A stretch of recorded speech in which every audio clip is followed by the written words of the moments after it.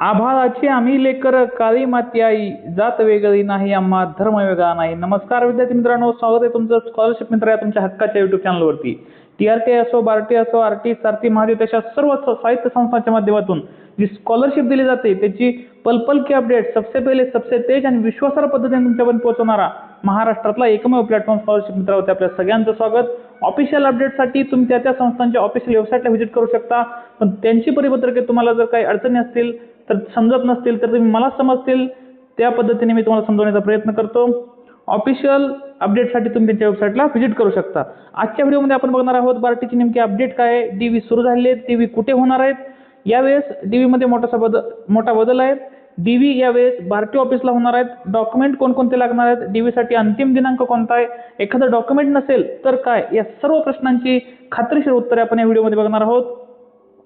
सगळ्यात आधी हे डिस्क्लेमर माझ्या तमाम हितचिंतकांसाठी. त्यानंतर विद्यार्थी मित्रांनो, बार्टीचे ऑफिशियल कॉन्टॅक्ट नंबर आहेत, त्यावरती तुम्ही मदतीसाठी कॉन्टॅक्ट करू शकता. तरी मी पण तुमची मदत करण्यासाठी असणार आहे. काय मदत लागली तर तुम्ही या माझ्या 7722039009 या नंबरवरती तुम्हाला कधीही कॉन्टॅक्ट करू शकता. एक कॉल प्रॉब्लेम सॉल्व. बार्टी आत्ताच 10 तारखेला आजच एक नोटिफिकेशन आलं, त्यामध्ये त्यांनी सांगितलेलं आहे बार्टी महाराष्ट्र लोकसेवा आयोग म्हणजे राज्यसेवा, MES, JMFC म्हणजे न्यायिक सेवा, ग्रुप BNC, SSC क्लास 3 या सर्व कोर्सेससाठी डॉक्युमेंट व्हेरिफिकेशन सुरू झालेलं आहे. तर डॉक्युमेंट व्हेरिफिकेशनसाठी त्यांनी दुसरं एक परिपत्रक टाकलं म्हणजे UPSCचं, म्हणजे फक्त बँकिंग, पोलीस भरती हे सोडता बाकी जवळजवळ सगळ्यांचंच डॉक्युमेंट व्हेरिफिकेशन सुरू झालेलं आहे. त्यांनी डेट दिलेले आहेत आपल्याला 11, 12, 13 आणि 14 म्हणजे उद्यापासून डॉक्युमेंट व्हेरिफिकेशन सुरू झालेलं आहे. UPSCच्या डेटमध्ये थोडासा बदल आहे. UPSCचं डॉक्युमेंट व्हेरिफिकेशन तुम्हाला 11, 12 आणि 13 या 3 दिवसामध्ये करून घ्यायचं आहे. मी तुम्हाला पुढे सांगणारच आहे कुठं नेमकं लोकेशन काय आहे. सगळ्यात आधी बघूया की किती विद्यार्थ्यांचं डॉक्युमेंट व्हेरिफिकेशन पुढचे 4 दिवसात होणार आहे. तर विद्यार्थी किती आहेत ते सांगतो. UPSCसाठी 400 विद्यार्थी आहेत बार्टीचे, राज्यसेवेसाठी 1000 आहेत, ग्रुप BNC साठी 350 आहेत, MES साठी 150 आहेत, SSC साठी 100 आहेत, JMF साठी 50 आणि पोलीस भरती आणि मिलिटरीचा अजून त्यांनी डॉक्युमेंट व्हेरिफिकेशन सांगितलेलं नाही. म्हणजे हे जर 3000 विद्यार्थी मायनस केले तर जवळजवळ 2050 विद्यार्थ्यांचं डॉक्युमेंट व्हेरिफिकेशन होणार आहे. विद्यार्थी मित्रांनो, अजून एक त्यांनी सांगितलेलं आहे की म्हणजे डिफिकल्टी लेवलनुसार तुम्ही हा लाभ फक्त 2 वेळात घेऊ शकता, लोअर टू हायर. आधी जर तुम्ही हायर एक्झामचा लाभ घेतला असेल तर तो तुम्ही घेऊ शकत नाही. जर तुम्ही आधी UPSCचा घेतला असेल तर आता कोणताच घेऊ शकत नाही. त्यांनी सांगितलेलं स्पष्टपणे इथं 2 गोष्टी यात लक्षात ठेवण्यासारख्या आहेत. त्या म्हणजे डॉक्युमेंट व्हेरिफिकेशनसाठी दिनांक म्हणजे 11, 12, 13 आणि 14 म्हणजे उद्यापासून डॉक्युमेंट व्हेरिफिकेशन सुरू होतंय. म्हणजे अनेक समाज बांधव गडचिरोली किंवा भंडारा, गोंदिया किंवा इकडे पालघर विविध जिल्ह्यातून येतात. तर त्यांना सगळ्यांना पुण्यामध्ये येण्यासाठी थोडासा वेळ लागू शकतो. त्यांच्या रेल्वे बुकिंग असेल, ST बस बुकिंग असेल तर आज रात्री उद्यामध्ये बुकिंग करून घ्या. 14 तारीख ही शेवटचे, UPSCसाठी 13 तारीखच शेवटचे. त्यामुळे लवकरात लवकर तुम्ही बार्टी ऑफिसला पोहोचून तुमचं डॉक्युमेंट व्हेरिफिकेशन करून घ्या. तर बार्टी ऑफिसचा पत्ता पण मी तुम्हाला सांगून ठेवतो. डॉक्टर बाबासाहेब आंबेडकर संशोधन व प्रशिक्षण संस्था बार्टी, पुणे, येरवडा संकुल 4, कॉमर्स झोन IT पार्क अंतर्गत road, jail road, Yerawada, Pune या लोकेशनवरती तुम्हाला येऊन तुमचं डॉक्युमेंट व्हेरिफिकेशन करायचं आहे. कसली अडचण असेल तर तुम्ही माझ्या नंबरवरती पण मला कॉन्टॅक्ट करू शकता, त्या संस्थांनाही कॉन्टॅक्ट करू शकता. मी तुम्हाला माझा नंबर परत एकदा दाखवतो, 7722039009. 2 गोष्टी तुमच्या लक्षात आल्या असतील की यावेळेस बार्टीचं डॉक्युमेंट व्हेरिफिकेशन हे बार्टी ऑफिसला होणार आहे आणि दुसरी गोष्ट उद्यापासून डॉक्युमेंट व्हेरिफिकेशन सुरू होते 14 पर्यंत आहे. तर तुम्हाला लक्षात घ्यायचं आहे 3 परिशिष्ट असणार आहे तुमच्यासोबत, ते तुम्हाला प्रिंट काढून सोबत आणायचे आहेत. अ, ब, क हे 3 परिशिष्ट. कन्फर्मेशन स्लिपची प्रिंट पण लागणार आहे. आधी आपण डॉक्युमेंटची लिस्ट बघूया. जे पहिलं तुमचं डॉक्युमेंट असणार आहे ते म्हणजे तुमचा ऍप्लिकेशन फॉर्म.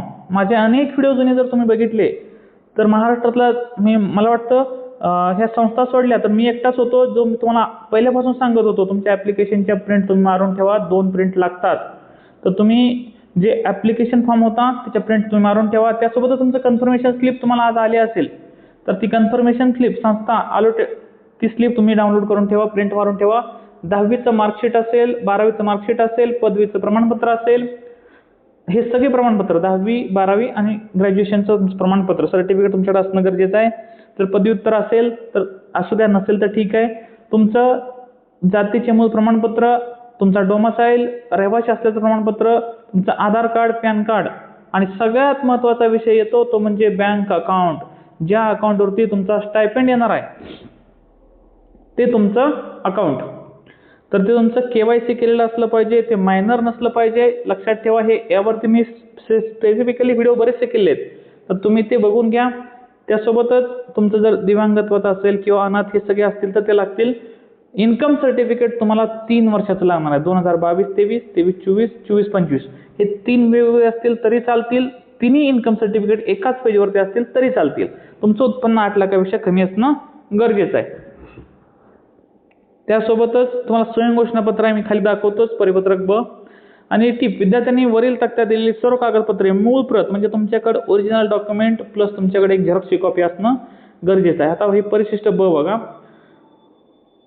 यामध्ये त्यांनी दिलंय मी, ती तुमचं नाव टाकायचं आहे, कोणत्या योजनेचा लाभ घ्यायचा ते योजनेचं नाव टाकायचं आणि इथं क्लासचं नाव टाकायचं आहे. हे तुम्ही बघून घ्या. इथं तुमचं नाव, इथं तुमच्या योजनेचं नाव म्हणजे UPSC MPSC जे असेल ते, इथं तुमच्या क्लासचं नाव हे टाकून तुम्हाला भरून घ्यायचं. ह्याची प्रिंट मारून तुम्ही ठेवा.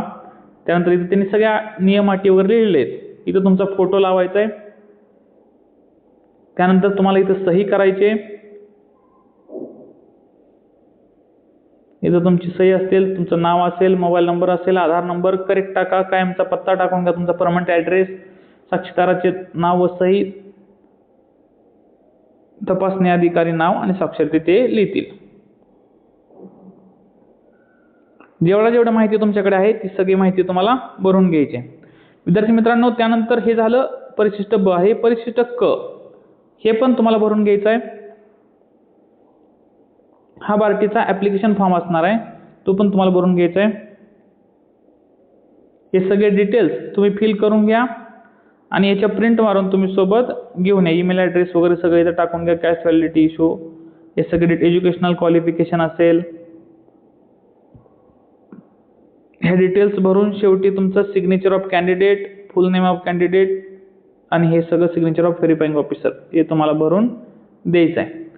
तर हे डॉक्युमेंट घेऊन तुम्हाला बार्टी ऑफिसला जायचं आहे. मी तुम्हाला ॲड्रेस पण सांगितलेला आहे. त्या ॲड्रेसवरती तुम्हाला याचं मी डिस्क्रिप्शनमध्ये पण ॲड्रेसचं मॅप लोकेशन टाकतो. आणि काही अडचणी असतील तर तुम्ही मला बिनधास्त कॉल करा. तुम्ही बार्टी ऑफिसलाही कॉल करा. काही इश्यू सॉल्व्ह नाही झाले, कॉल करायला उशीर झाला उचलायला, तर मला पण तुम्ही कॉन्टॅक्ट करू शकता. मला जेवढी माहिती आहे ती मी तुम्हाला देण्याचा प्रयत्न करेन. त्यासोबतच आपलं एक यूट्यूब चॅनल आहे, बार्टी TRT SRP RT सर्व संस्थांची जी काही अपडेट येतात त्या अपडेटची माहिती मी सोप्या पद्धतीने तुम्हाला समजवण्याचा प्रयत्न करतो. त्यामुळे हा व्हिडिओ बघणाऱ्या प्रत्येकानं हे चॅनल सबस्क्राईब करून ठेवा. त्यासोबतच आपल्यासाठी एवढी सगळी मेहनत घेणाऱ्या TRT बार्टी RT SRP या संस्थांचा आपण आभार मानणं गरजेचं आहे. महाराष्ट्रातील गरजू विद्यार्थ्यांना स्कॉलरशिपच्या माध्यमातून मदत करणाऱ्या सर्व शासकीय संस्थांचं आणि महाराष्ट्र शासनाचं मनपूर्वक आभार. आपल्या अतुलनीय योगदानामुळे सामाजिक समतोल साधत नव महाराष्ट्र निश्चित घडेल. धन्यवाद. TRT बार्टी RT SRP आणि